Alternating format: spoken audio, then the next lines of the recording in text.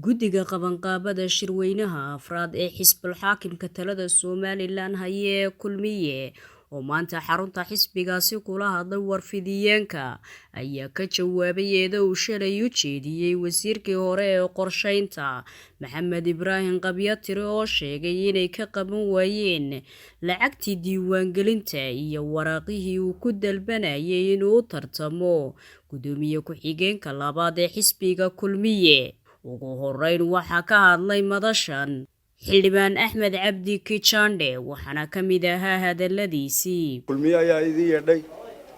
waxaan idinku yeedhay arrin yaroo maxaan ku dhahay halka ka dhacay shalay iyo daraad oo Soomaalidu waxa ku mahmaadaa si xun sheeg sixir ka daran oo sidii waxa laga bedelay ayaan doonaynaa inaanu caddayn ka samayno sidii hor ilaahay wax u dhaceen aanu halka ka sheegno oo xusbiga kulmiye lagu cambaaraynayay oo lagu ceebeynayay arigaas wuxuu ahaa arrinkii inanka la yidhaha Maxamed Ibraahim qabo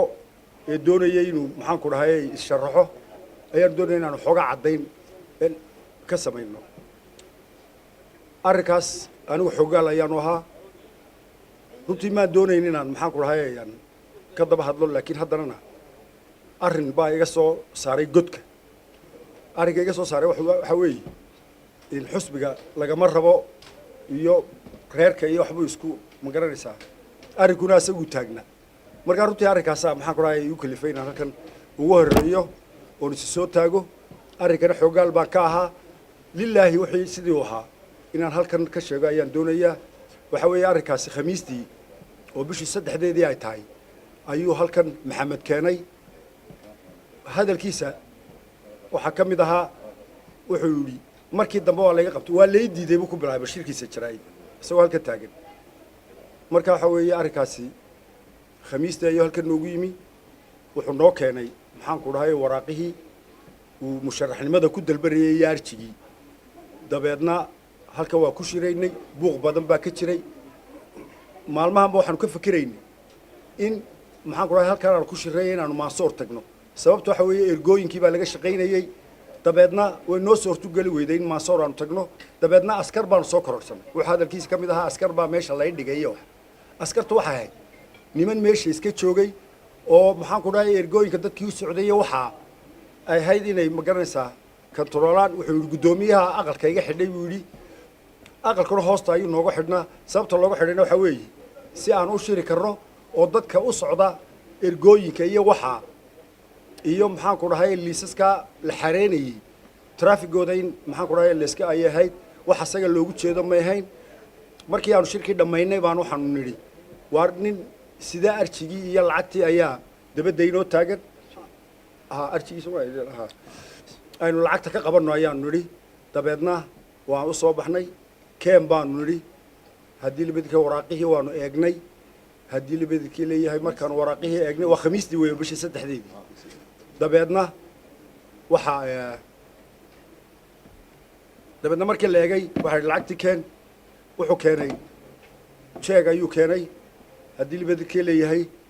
dabeedna waxaan u aragnay aan jeedka sidii dadkii horeba u bixinayay kaashka waxaanu nidhi war liibaan u ku dhacday kaash baa la qabanaya marka runtii dabeedna waan ku celin waxaanu nidhi lacagta na soo raaci sida dadkuba lacagtoo bixinayay waraaqaha kana la noqo haddii labadii leeyahay waxaanu siinay inanka xoghaynta guddida waa Faisal ayaanu u dhiibnay telefonkiisa siinay anaa siiyay in person waxa ku yiri markaad soo qaado lacagta u keen ninka maxaan ku dhahay gelinka dambe khamiista u keen jimcaha u keen haddii labadii leeyahay arrinku sidaas ayuu ahaa habeennimadii buu gelinkii dambe ila soo hadlay asagoo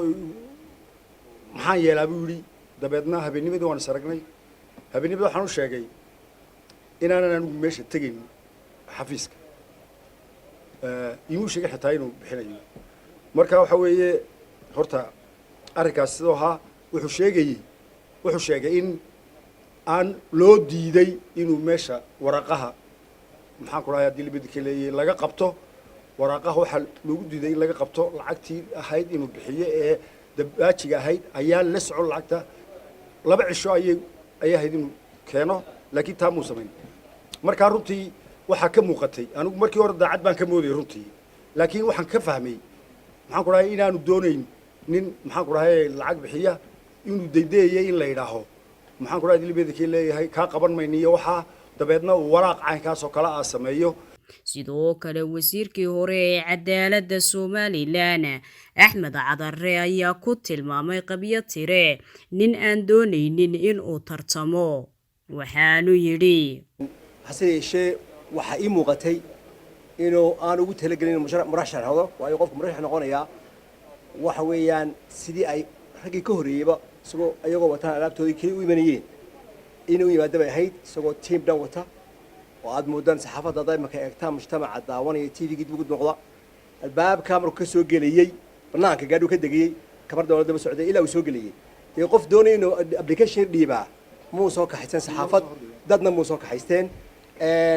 maalintii khamiistii noo yimid waxa xogiyuhu waa ka telefoonkiisii waa ka xilli kasta waa laga qabay la kaalay annagoo asxaab baanu nahayn telefoonkiisu soo dhafan lahaa wuxuu lacagtii waan wadaa wax dhibaadi bay dhaceen kijaando habeenida la hadlo uu tagi lahaa uu dhiibi lahaa waxaanu ka raali gelinaa publica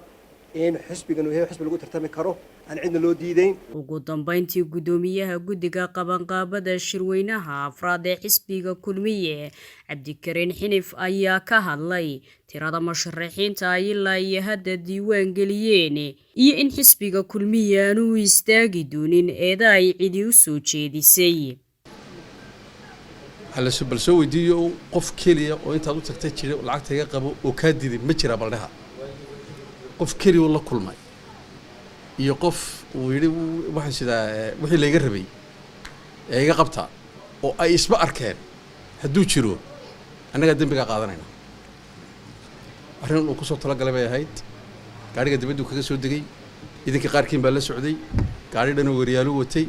dibadda markuu soo degay uu kamarada lagu soo bilaabay marba albaabu istaagay waa lagu sawiray lacag buu gacanta ku qabtay waa lagu sawiray wuu la baxay simple intaas un bay ahayd marka mushkilad ma leh xisbiga kulmiye kacafka waa yaqaanaa wuu ku faal laakiin wuu kacaa Sagal Cabdiraxmaan Axmed warbaahinta Manaal Hargeysa.